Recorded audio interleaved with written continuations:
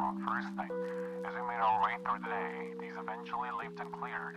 The cloud thinned and broke to allow for some brighter weather into the early evening. Some sunny spells at time. Tomorrow we'll see this continue with temperatures at about 10 degrees Celsius at the absolute